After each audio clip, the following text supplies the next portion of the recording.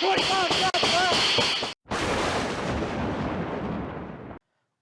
to the Weekly Homicide Report, the weekly program where we talk about all the people that needlessly died at the hands of another person. So let's take a look at this week's graph. Chicago added 13 homicides and is 22 away from hitting the 700 mark, which is not out of the reach for them. Over the past 35 weeks, basically since last spring, Chicago has had double-digit homicides in all but 3 weeks. It doesn't happen often, but Philadelphia recorded more homicides this week than Chicago. They logged 14 murders and passed the 500 mark. They won't reach last year's record-breaking 562 homicides this year, but being over 500 puts them ahead of any year since at least 2007. Baltimore had just one homicide, the only week all year that they registered only a single murder. Milwaukee added 7 murders and sits at 219 for the year. This number is 25 higher than where they were last year at this time during their record-breaking year. DC had 3 homicides this week and are closing in on that 200 mark. And I figured out what the issue has been with Minneapolis. They have broken down their homicides into negligent, non-negligent, and justifiable.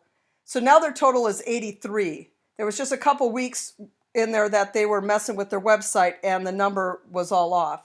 But because for 2 weeks they were jockeying numbers around, the last total I had was 74 and now it's 83.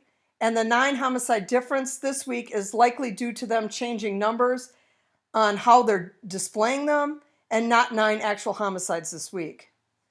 There were 8 mass shootings last week, which is much lower than the 12 to 13 weekly average this year.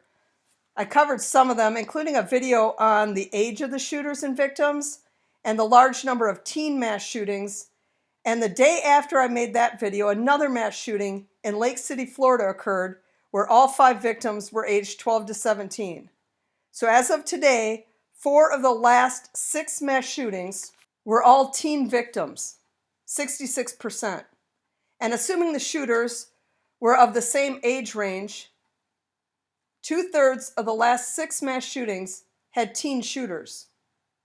3 children under the age of 11 and 29 between the ages of 12 and 17 were shot and killed this week. Over 1,600 children under the age of 17 have been murdered by gunfire so far this year. There were 13 defensive use of a firearm incidents. I covered some of them. The reported incidents resulted in the expiration of 7 criminal lives. 5 police officers lost their lives in the line of duty this week. Sergeant Donald Scobie died from gunfire. Deputy Sheriff Daniel Kinn in an automobile accident. Deputy Sheriff Oscar Giovanni Bolanos Anavisca Jr. died in a vehicle assault. Chief of Police John Carey was struck by a vehicle. And Detective Paul Daniel Newell died in a motorcycle crash. So next week's video won't post on Friday as usual. The Week 52 video will post on January 2nd. And Week 1 of 2023 will post on Fridays as usual. The first week will just be a shorter week. Thanks for watching, and I'll catch you again for the Week 52 report on January 2nd. Merry Christmas and Happy New Year.